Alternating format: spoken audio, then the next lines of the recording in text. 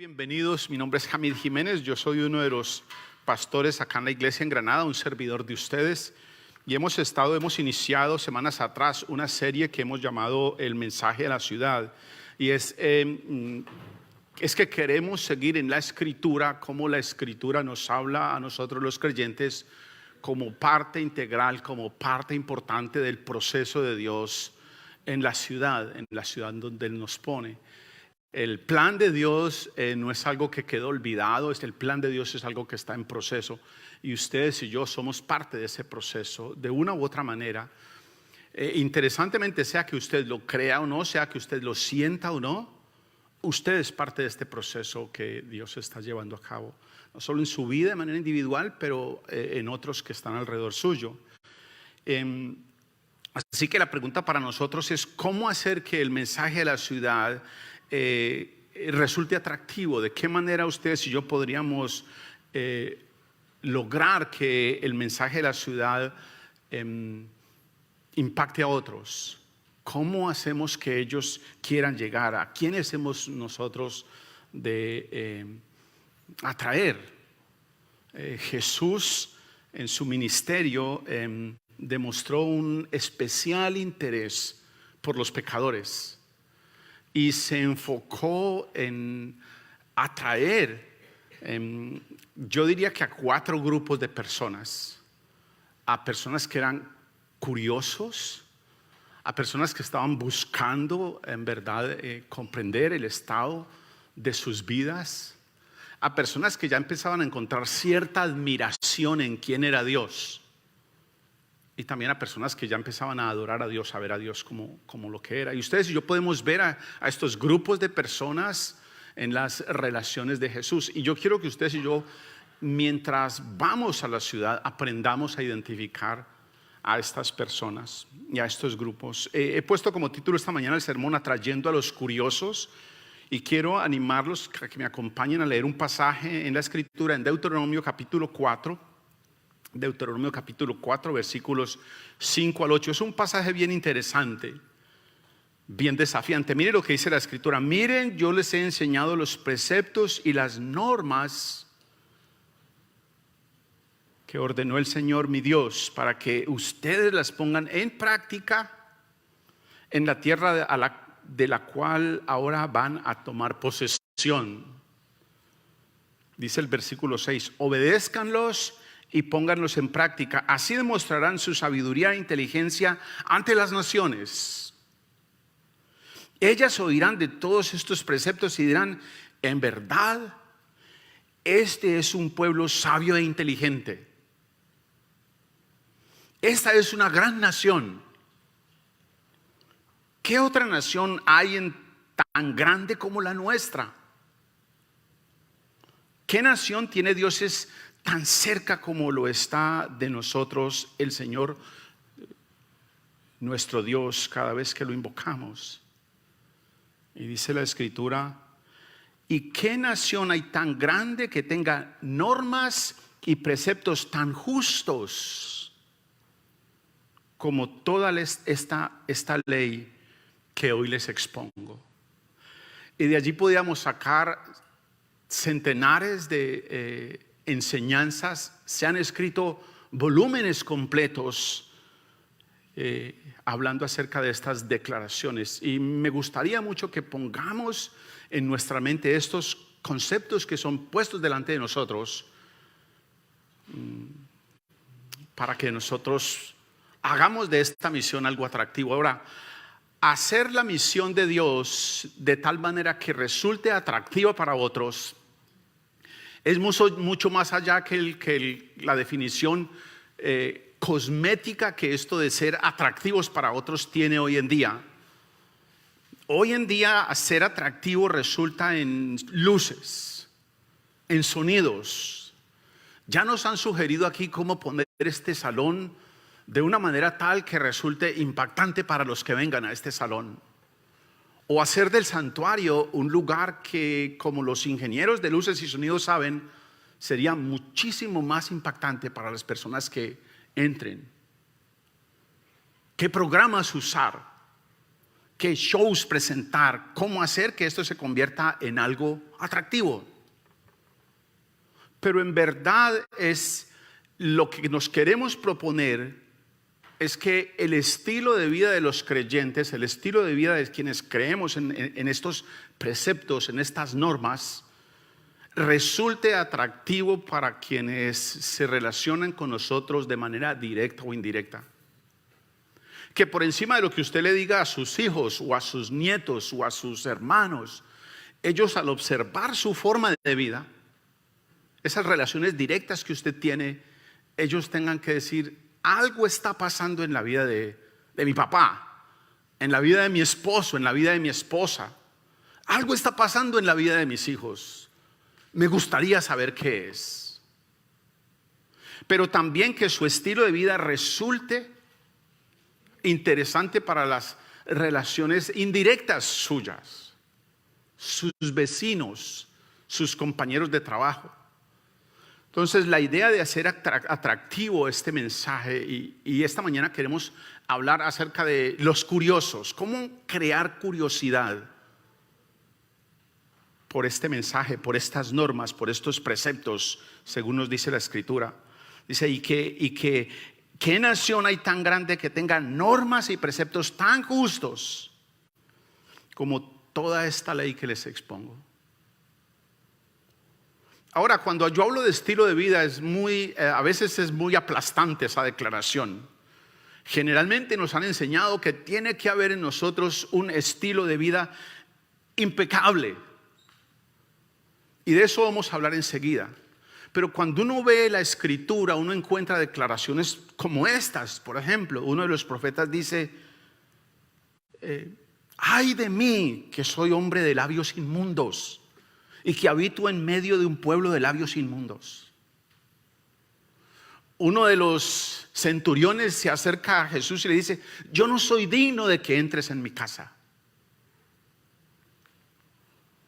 Otra declaración que encontramos en la Escritura es Jesús hablando de una persona que ni siquiera se atrevía a levantar su rostro mientras oraba, implorando por Dios, misericordia de Dios.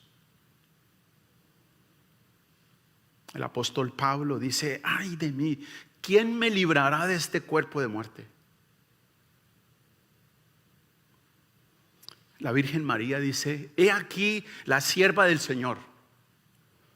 Así que cuando nosotros hablamos de estilo de vida, ustedes y yo podemos encontrar en la Escritura a hombres y mujeres que entendieron su condición, que entendieron que ellos por sí mismos no podían proponer nada como para ganar o merecer el favor de Dios, sino que por el contrario estaban en una condición tan complicada, de perdición tan profunda, que necesitaban un Salvador. No había otra forma. Y cuando los vemos, encontramos a estas personas atrayendo a otros. Y eso es en todo caso lo que queremos proponernos. Queremos seguir y ceñirnos al énfasis que hace la Escritura de que nuestro estilo de vida ha de armonizar con lo que decimos ser. Y esto ya obviamente es una misión. Ya al nuestro estilo de vida armonizar con lo que decimos creer, ya estamos ustedes y yo cumpliendo la misión, aunque no hayamos hecho ningún estudio teológico importante. Pero si su estilo de vida empieza a armonizar con estas normas, con estos preceptos, ya los demás van a empezar a ir notando en usted que usted es una persona, una familia, ¿cómo es que dice por acá? Una gran nación. Ellos oirán de todos estos preceptos y dirán: en verdad este es un pueblo, en verdad esta es una familia, en verdad esto es un grupo, en verdad esto es una nación sabia, inteligente, esta es una gran nación. La misión de Dios es mucho más que académica. La misión de Dios es mucho más que un ritual, es mucho más que una actividad dominical. La misión de Dios es sobre todo práctica, visible. De hecho, una de las declaraciones de Jesús es: hagan lo que ellos dicen, pero no lo que ellos hacen. No sé si ustedes recuerdan, hablando de la hipocresía de algunos líderes religiosos que hablaban hermoso de la palabra de Dios, pero en su vida no resultaba coherente con sus declaraciones. Pablo lo pone en los siguientes términos, hablando de esta urgente necesidad nuestra de este Salvador y de la obra de este Salvador. Acompáñeme por favor en 2 Corintios capítulo 5 versículos 14 al 15. Es un pasaje bien conocido, pero si usted esta es la primera vez que lo escucha, yo lo animo a que preste especial atención a lo que la Escritura dice. 2 Corintios 5 14 y 15 dice: el amor de Cristo nos obliga, porque estamos convencidos de que uno murió por todos y por consiguiente todos murieron. Y Él murió por todos para que los que viven ya no vivan para sí, sino para aquel que murió por ellos y fue resucitado. Entonces la invitación de la Escritura es que ustedes y yo renunciemos a nuestros derechos de vida y asumamos en nosotros unos deberes distintos, los de Él. Que ya no vivamos para nosotros mismos, que tracemos otra agenda diferente. La forma de vida del creyente siempre va a ser mucho más atractiva que lo que el creyente diga con sus palabras. Y puede que ustedes y yo como creyentes estemos hablando las cosas más bonitas de la Escritura, pero cuando ellos nos ven vivir, ellos van a hacer una comparación necesariamente. Y la Escritura nos dice: las naciones están viéndolos. Ustedes están siendo observados. Ahora, la forma de vida del creyente puede ser positiva o negativa, puede ser atractiva en una u otra dirección. La forma de vida del creyente puede producir persecución para usted, puede producir rechazo en su familia, puede producir sufrimiento. Puede que impacte de una manera positiva a unos, pero puede ser que otros lo empiecen a calificar a usted como extremista, apartarse de usted, a decirle que usted es un fanático. Y eso también lo vemos en la Escritura. Así que es bueno que ustedes y yo estemos listos y preparados para este tipo de respuestas. Así, nuestro llamado es vivir para Dios de tal manera que atraigamos a otros a Él. Que ellos no se encuentren con nosotros, sino que ellos digan: wow, el Dios que está transformando a estas personas es un Dios al que a mí me gustaría conocer. Hay un salmo que dice lo siguiente, dice: Dios tenga de misericordia de nosotros y nos bendiga. Y esa sola frase me ayuda a mí a caminar todo el día, porque esta es una verdad que las demás naciones pueden ver de manera palpable. Las demás naciones pueden ver y están viendo que independiente de nuestra infidelidad a Dios, Él mantiene su misericordia y su bendición en nosotros. Y eso hace que Dios sea atractivo para ellos. ¿Cómo es posible que Dios pueda seguir siendo tan fiel con personas como Hamid, quien no es fiel a Dios? Yo tengo que ser honestos con ustedes porque yo sé quién soy delante de Él. Pero yo sé quién es Él para mí. Dios ha tenido misericordia de mí y Dios ha bendecido mi vida independiente de mi infidelidad hacia Él. Y los demás están viéndolo a Él. Él ha mantenido su bendición. Entonces la atención de los demás se va a dirigir a la bendición, a la misericordia de Él por mí. Y a los demás, esta misericordia y esta bendición les va a causar curiosidad. Me gustaría aproximarme a Dios, porque si Dios ha podido perdonar y transformar a esa persona, seguramente me podrá transformar a mí también, dirán las personas alrededor. Eso es lo que nos propone la Escritura. Dios por su misericordia, Dios por su iniciativa, llama, viene, busca a los perdidos, los perdona, los redime, los adopta, los transforma y está con los perdidos para siempre, con nosotros para siempre. En la Escritura, en la historia, Está ampliamente demostrado que quienes han vivido sus vidas con Dios como el centro de sus vidas, José, Nehemías, David, Ruth, Esther, Jonás, María, quienes en un momento de su vida, en el proceso de sus vidas, Dios se convirtió en la persona más importante de sus vidas, son personas que se han convertido en referente de la fuerza centrífuga de la compasión de Dios, de esta poder de Dios que atrae a otros a su luz, a su bendición, que hace que otros quieran preguntarse, acercarse, venir. Hay uno de los profetas que dice: me sedujiste, oh Señor. Me encanta esa expresión de este profeta, porque es obvio la idea de que este profeta no estaba interesado en Dios, pero Dios se hizo forma, Dios sabía hacer esas cosas para seducirlo, para atraerlo. Dios ha hecho eso conmigo. A mis 17 años, algunos de ustedes han escuchado mi historia. Quienes no, nos podemos tomar un café y hablamos de ella. Él tomó la decisión de seducirme, de atraerme, de invitarme.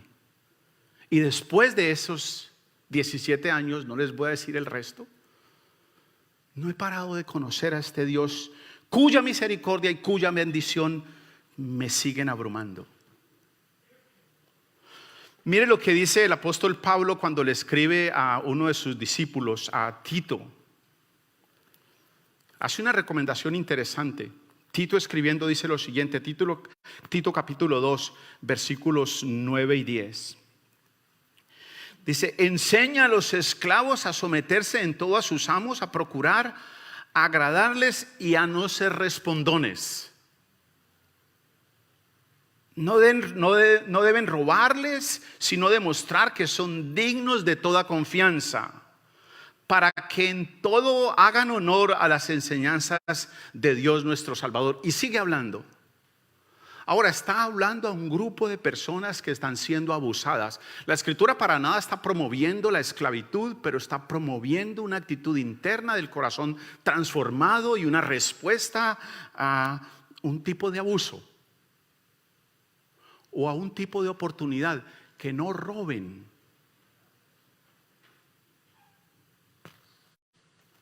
La Escritura nos presenta una variedad inmensa de beneficios propios si nosotros seguimos, según leíamos, estos preceptos, estos mandatos. Pero también la Escritura hace algo interesante, nos muestra algunos aspectos que como creyentes debemos saber acerca de la bendición y del castigo de Dios. Nos habla de esas dos cosas. Y en Deuteronomio, el pasaje que leímos, la motivación a la obediencia tiene una perspectiva en un escenario más abierto. No es algo que yo puedo hacer allí en lo secreto de mi cámara, pero lo que nos propone allí la Escritura es que ustedes y yo estamos invitados a este tipo de obediencia o de confianza en Dios, en los preceptos de Dios, en un escenario más amplio, público, la verdad. Es lo que nos dice allí. Entonces las naciones dirán de ustedes. Y hoy mucho más, porque sus cuentas y sus redes sociales son públicas.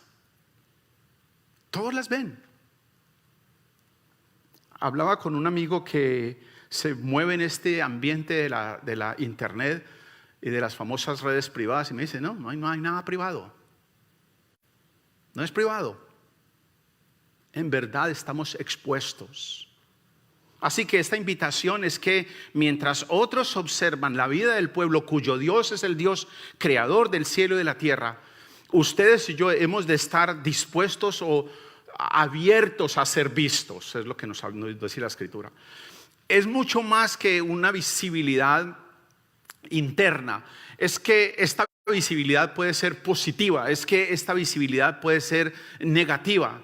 Es que otros pueden ver en usted algo que los invita a Dios. Otros pueden ver en usted como creyente y van a decir: no puede ser que esta persona que está diciendo que es creyente no tenga ninguna diferencia en su estilo de vida al mío. Que hay que creerle al Dios de esta persona. Así que ustedes y yo, creamos o no, estamos expuestos. Estamos abiertos. Las naciones van a ver en nosotros la abundancia de la bendición de Dios, pero según la Escritura, las naciones van a ver en nosotros también la severidad del castigo de Dios si ustedes y yo no seguimos esas normas.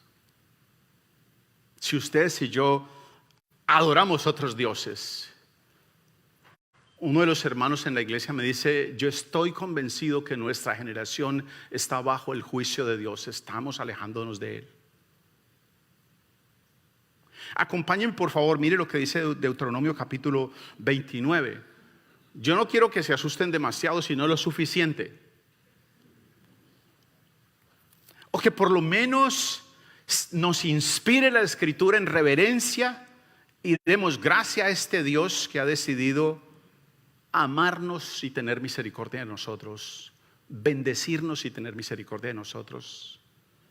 Deuteronomio capítulo 29, versículos 22 hasta el 28.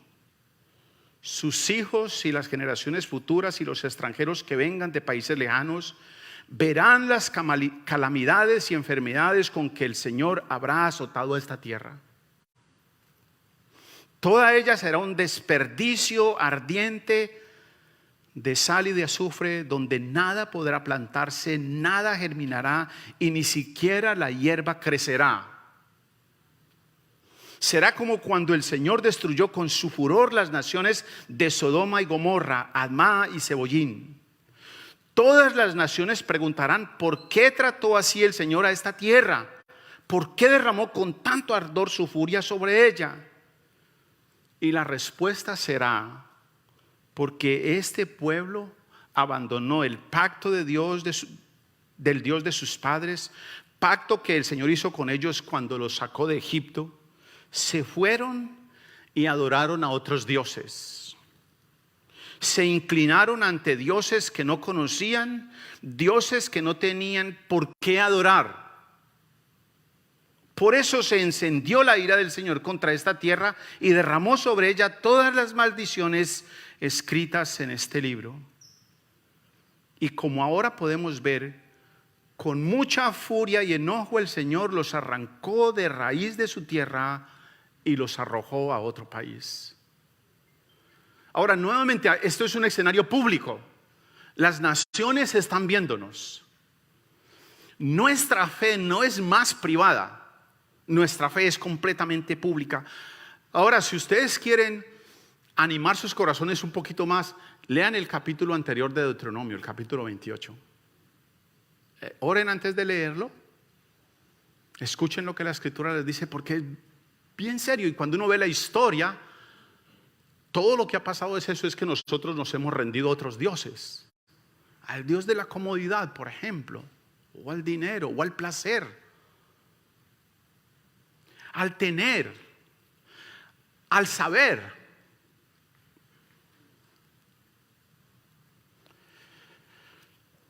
Las naciones observan la vida del pueblo de Dios en toda la dimensión de nosotros, en nuestra dimensión social, en nuestra dimensión económica, política, espiritual, y cómo ustedes y yo estamos sujetos a su mandato, a sus normas, a las normas de Él, a los modelos de Él. Ahora, si esto suena muy amplio, yo lo animo a usted a que vaya haciendo un poquito más estrecha la pregunta. ¿Normas respecto de qué, Hamid? Bueno, por ejemplo, respecto de lo que usted piensa de su vecino. O si quiere, no salga todavía de su casa, acerca de lo que usted piensa de usted mismo, de lo que piensa de su esposa, de sus hijos, de lo que siente por ellos. Y ahí usted tendría una amplísima información donde yo les garantizo a cada uno de nosotros que estamos muy atrás. Por eso es que Él nos ofrece su misericordia y su bendición, porque ustedes y yo no podemos, en verdad. Y si quiere, usted puede irse ampliándose normas en su relación con sus vecinos, en su relación con su comunidad de fe, en su relación con sus enemigos. También hay normas que Él ha establecido. Estructuras que Él ha establecido, Jamil, pero ¿qué estructuras? ¿Estructuras de qué? Bueno, estructuras de familia.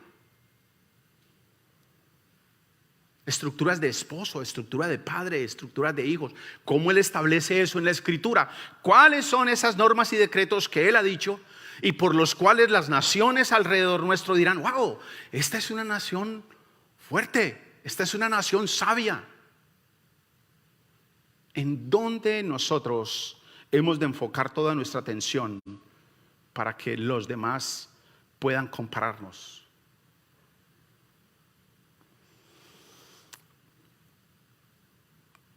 Eso llevará a concluir a las naciones que este pueblo, el pueblo de Dios, según dice la Escritura, es un pueblo sabio, un pueblo compasivo, un pueblo inclusivo, un pueblo generoso, un pueblo que ama a Dios, un pueblo que se aparta del mal, un pueblo que es justo. Ellos deben verlo. Yo diría que ellos deben verlo sin que nosotros lo hablemos, sin que nosotros lo prediquemos. El punto entonces es que debemos ser vistos más allá de los límites de nuestra devoción personal, de nuestra devoción en la casa, de nuestra devoción entre la comunidad los domingos. Debemos ser vistos. No es suficiente decir ser, es necesario que usted y yo parezcamos lo que decimos ser. No es suficiente con el sticker ese de soy cristiano. Un amigo me contaba que iba una señora subiendo por una avenida a altísima velocidad, pasando de un lado para el otro, y un policía decidió pararla. Su licencia, su seguro, no sé qué, ¿y por qué me para, oficial? Bueno, la forma como usted está manejando, en el sticker atrás dice que usted es cristiano, usted es cristiano. Yo creo que como usted está comportando, este carro tiene que ser robado. La forma que nosotros decimos ser, lo que decimos ser, tiene que ser congruente con lo que hacemos.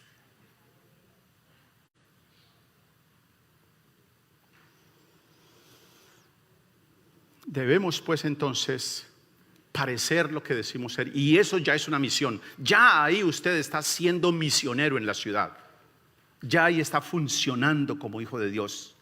Debemos parecer. Un corazón transformado es mucho más eficaz, es mucho más atractivo para llevar el mensaje. Piensen en lo siguiente: el apóstol Pedro, el apóstol Pablo. El uno, un hombre impulsivo, mentiroso, traidor, exagerado. Y Dios lo transformó y se convierte en un pilar de la iglesia. El otro, el apóstol Pablo, un hombre cruel, un hombre dañino para la comunidad, un hombre imponente, un asesino, nos dice él mismo. Y Dios transforma ese corazón y se convierte en un pilar de la iglesia. Es mucho más poderoso una vida transformada que un bonito lenguaje. Así que hemos de estar entonces abiertos a ser vistos, pero además hemos de estar abiertos a la comparación. Ningún pueblo, dice la Escritura, tiene un Dios y un sistema social como el sistema social nuestro, como el Dios nuestro. Esta afirmación es una afirmación intrépida de esta singularidad de nuestro sistema social. Decir que ningún otro sistema, ninguna otra ley es como la nuestra es algo serio. Porque estamos hablando de reglas económicas, de reglas políticas, de reglas espirituales del pueblo de Dios. El pueblo de Dios era y está a la vista de los demás, a la gente, a la vista de las demás naciones. Aunque el pueblo de Dios conocía en la antigüedad otros sistemas sociales, otros sistemas de derecho que funcionaban. Los sistemas legales de Egipto, los sistemas legales de Mesopotamia, de Babilonia. ¿Saben ustedes que los expertos se atreven a decir que el código Hammurabi es mucho más antiguo que la ley de Dios? Y en verdad, cuando uno lo lee, uno encuentra que varios de sus textos han sido tomados, prestados de la ley de Dios. Ningún otro sistema jurídico, ningún otro sistema social se ha construido por sí mismo o aparte de este santo sistema jurídico, de esta santa ley. Todos han bebido de allí, han tomado de allí, han construido su sistema social desde esta santa ley. La Escritura afirma lo siguiente: no encontrarás nada mejor que esta ley. Wow, y eso es serio. Decirlo de esa manera es, por lo menos debía llamarle a uno la atención. Espérate, voy a compararlo. Que eso es lo que la Escritura quiere, que ustedes y yo nos comparemos. Dios de manera explícita invita a la inspección pública. Es más de lo que las personas deben oír, lo que las personas deben ver. En el año 74, en Tailandia, la conclusión de la conferencia evangélica dice lo siguiente: el mensaje debe coincidir con el carácter del mensajero. Y sigue diciendo: nuestra luz brillará solo cuando los demás vean nuestras buenas obras. Y era que para ese entonces la iglesia evangélica, la iglesia cristiana, había perdido inmensa popularidad. El mensaje debe coincidir. Mire cómo lo pone el Señor Jesús. Acompáñeme por favor, Mateo capítulo 5, versículo 16. El Señor Jesús lo pone estas palabras: hagan brillar su luz delante de todos para que ellos puedan ver las buenas obras de ustedes y alaben al Padre que está en los cielos. Ustedes no son los protagonistas, nos dice el Señor. Nadie tiene por qué estar viniendo a darle palmaditas a usted.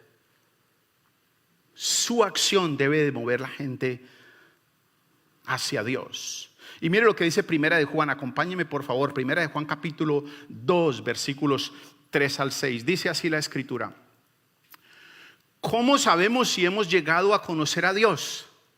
Si obedecemos sus mandamientos.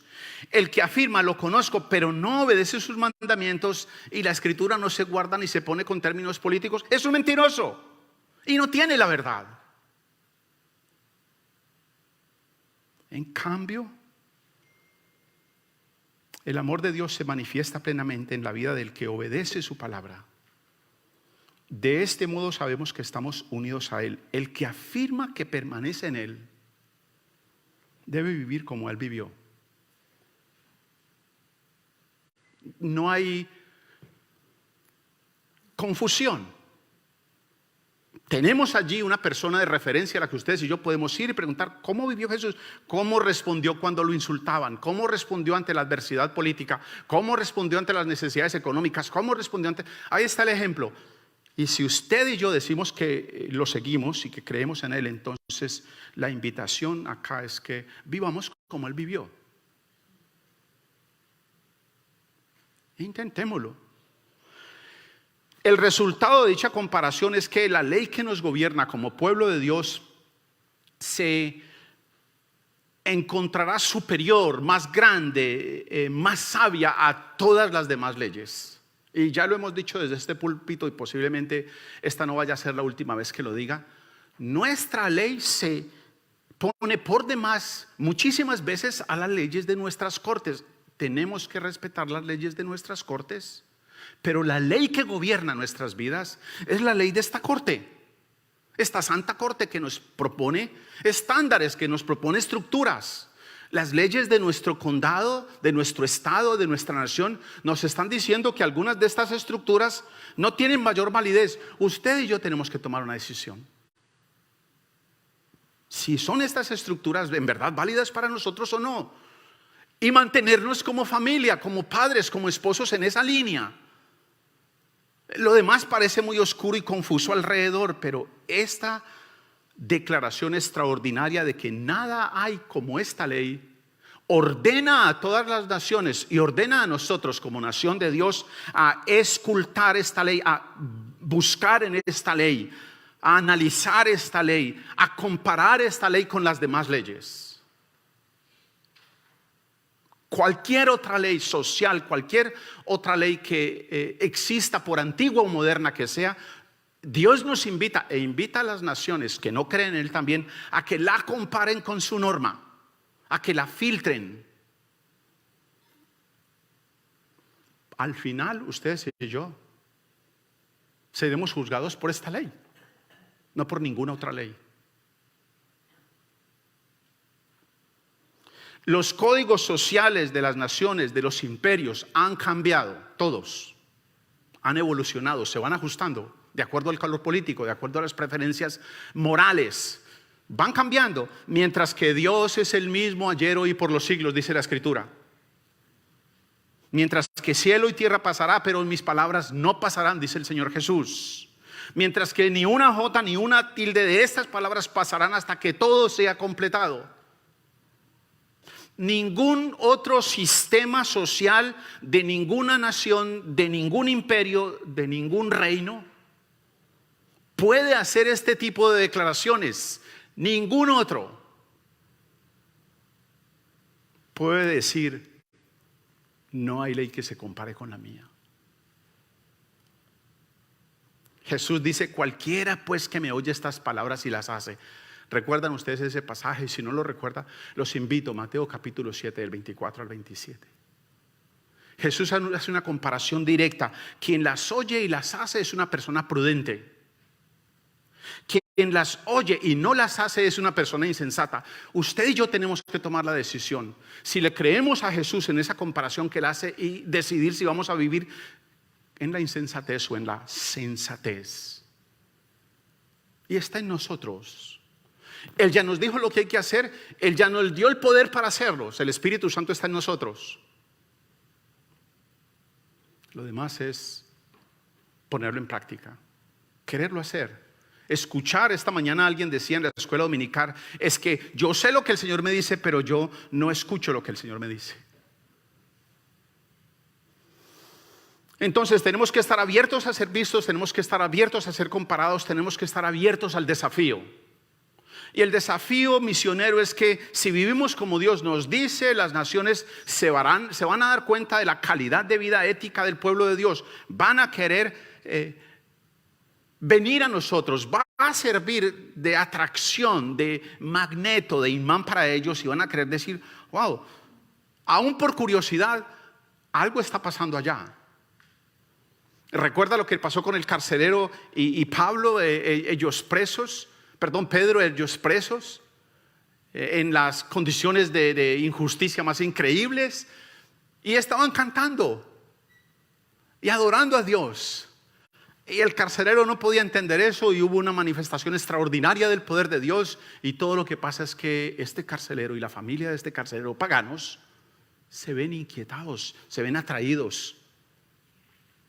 Sienten curiosidad por ese Dios, que esta gente que está siendo abusada, encarcelada, pero no están allí derrotados. Están adorando a un Dios que, wow. Y ya ustedes y yo conocemos el resto. Esta familia es transformada.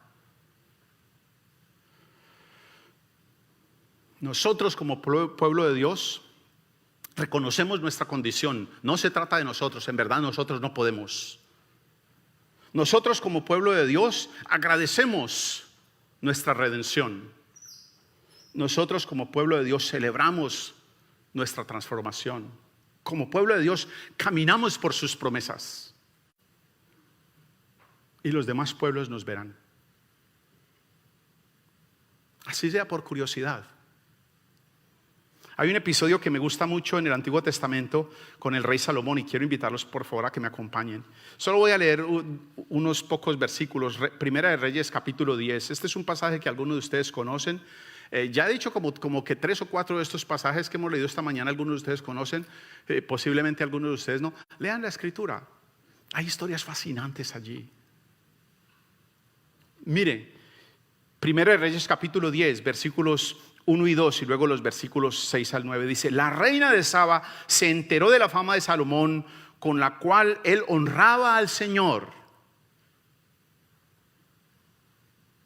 Así que fue a verlo para ponerlo a prueba con preguntas difíciles.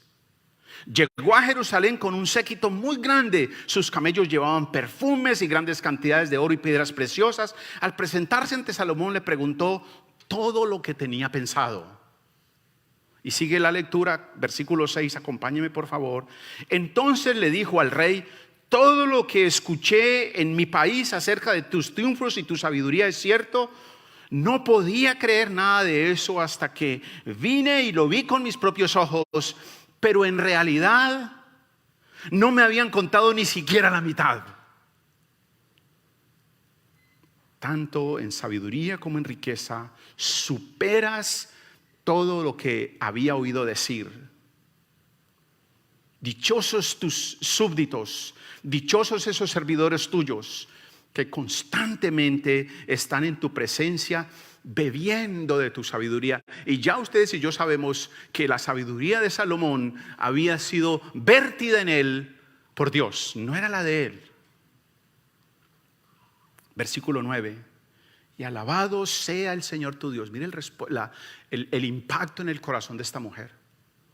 Alabado sea el Señor tu Dios, que se ha deleitado en ti y te ha puesto en el trono de Israel.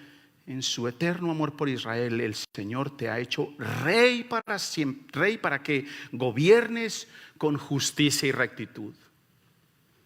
¿Ven ustedes el impacto de esta comparación? Él ha llamado la atención de otros, pero el impacto es que estos otros reverencian a Dios, no lo reverencian a Él. Y allí está la gran diferencia. Porque la verdad es que ustedes y yo no podemos. Necesitamos su bendición y su misericordia. Una vez ustedes y yo entendamos eso y reconozcamos eso, vamos a empezar a actuar con mucha más compasión los unos con los otros, con mucho menos juicio, con mucha menos exigencia, con más perdón. Entonces la pregunta para nosotros es, sigue siendo, como pueblo de Dios, ¿viviremos de esa manera? ¿Seguiremos esta norma? ¿Nos ajustaremos a estos preceptos? Sí, por el poder de Dios que Él ha puesto en nuestros corazones. Sí podemos hacerlo mediante su poder, que es el Espíritu Santo en nosotros. Sí podemos hacerlo por su misericordia, por su bendición. Porque la historia pública, la historia personal, por la historia en nosotros mismos, bien sabemos que nosotros hemos fracasado viviendo en esta norma. Nosotros incluso hemos fracasado viviendo en las normas de las ciudades y países donde nos han puesto. Por ejemplo, con los taxes. Ni siquiera las normas de los países donde Dios nos pone las hemos seguido, menos la norma de Él. Por eso es que necesitamos la misericordia y la bendición de Él. Porque no podemos. Él nos ha dado su poder, Él nos ha dado su espíritu para que ustedes y yo no andemos presumiendo de que ya lo hice. Hay una denuncia interesante y un poquito dolorosa en Ezequiel, capítulo 5, versículos 7 al 8. Pero es la escritura, tenemos que leerla, no podemos escondernos. Ezequiel, capítulo 5, versículos 7 al 8, dice así la escritura. Por eso yo, el Señor omnipotente, declaro: ustedes han sido más rebeldes que las naciones a su alrededor. No han seguido mis decretos ni obedecen mis leyes y ni siquiera se han sujetado a las costumbres de esas naciones.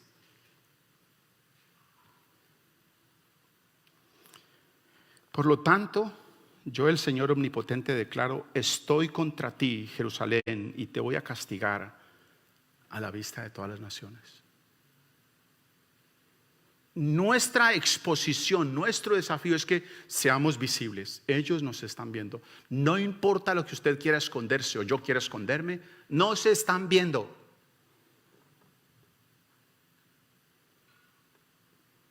Él nos ha dado su poder. Lo mínimo de nuestra misión como pueblo de Dios es que alguien se vea atraído a Él. Que alguien curiosamente pregunte: ¿y a dónde es que usted va a adorar? ¿A quién? ¿Cuál es el Dios que usted tiene?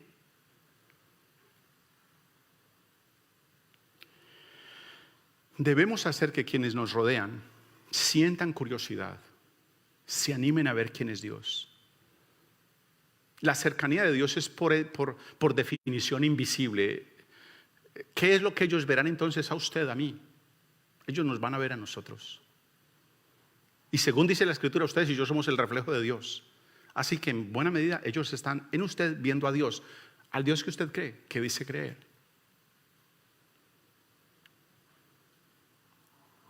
¿Con qué frecuencia lee usted la Escritura? ¿Con qué frecuencia lee usted estas normas, estos mandatos? ¿Cuánta importancia le pone usted a ellos? Y esto nada, ojalá no suene como un reclamo, una acusación. No, yo quiero que esto suene como una invitación. Si Él dice que esto es lo más importante, habría de esto de consumir algo de nuestro día, algo de nuestro interés, habría esto de consumirlo. Porque Él lo dice, porque Él dice que esto es más importante que todo lo demás. ¿La lee usted? ¿Lee usted la Escritura? ¿Cree usted lo que la Escritura dice? ¿Procura usted sujetar su vida a estos parámetros, a estas normas? No vayan a pensar que yo estoy diciéndolo desde la posición de que ya ajusté mi vida y ya estoy. Yo no lo he hecho. Yo estoy en la misma situación que ustedes. Oren por mí. Estamos caminando juntos. Yo necesito la misma compasión y la misma bendición que ustedes y yo, que ustedes necesitan.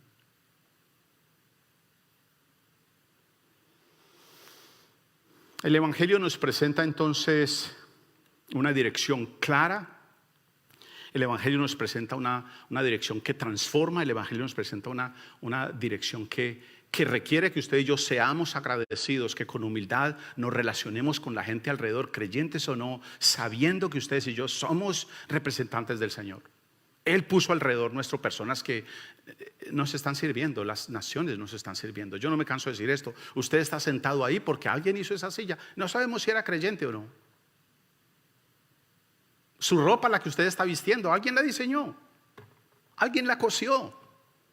La comida que usted se comió esta mañana, alguien la cultivó, alguien la procesó, alguien la transportó, y no sabemos en toda esa cadena quién era creyente o no. No podemos exigir que todos sean creyentes. Lo que sí estamos seguros es que Dios está bendiciéndonos a nosotros a través de todas estas personas que Él ha puesto alrededor a nosotros y a quienes ustedes y yo podemos atraer por curiosidad.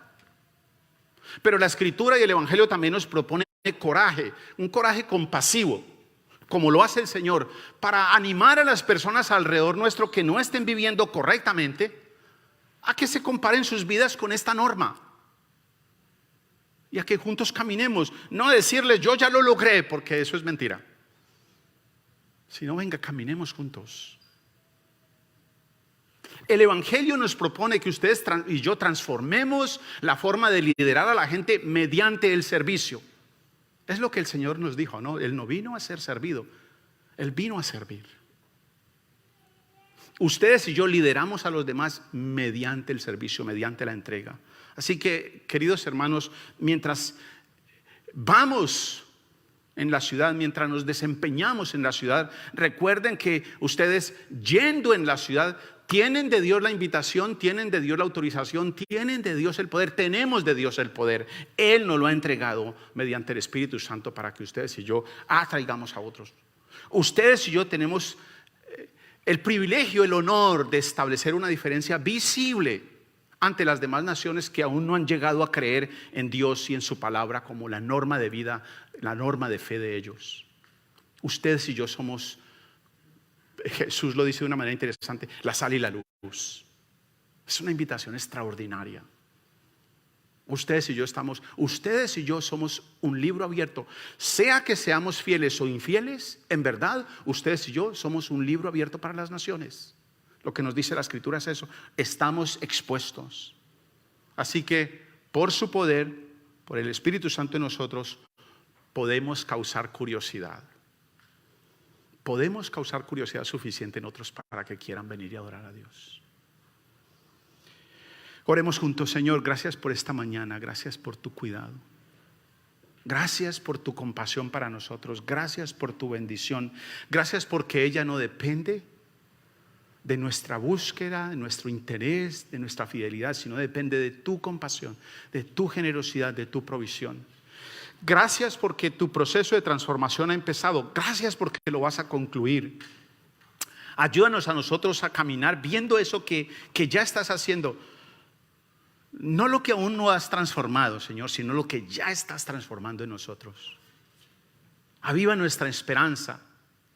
Recuérdanos que somos la sal y la luz que tú has puesto en esta ciudad. Gracias por estas familias acá representadas. Gracias por aquellos que hoy no pudieron venir. Gracias por su condición de salud, por su condición emocional. Suplicamos juntos en tu bondad que nos conviertas, nos permitas, nos recuerdes saber que hemos sido puestos como testimonio y testigos tuyos en cada uno de los lugares donde nos desenvolvemos, en los círculos nuestros de influencia. Gracias. Es un honor caminar de tu mano. Es un privilegio tu Espíritu Santo en nosotros. Ven, Espíritu Santo, inunda nuestros corazones, inunda este lugar, inunda nuestros hogares, inunda nuestra ciudad. Lo pedimos juntos en la autoridad y en el nombre de Cristo nuestro Señor.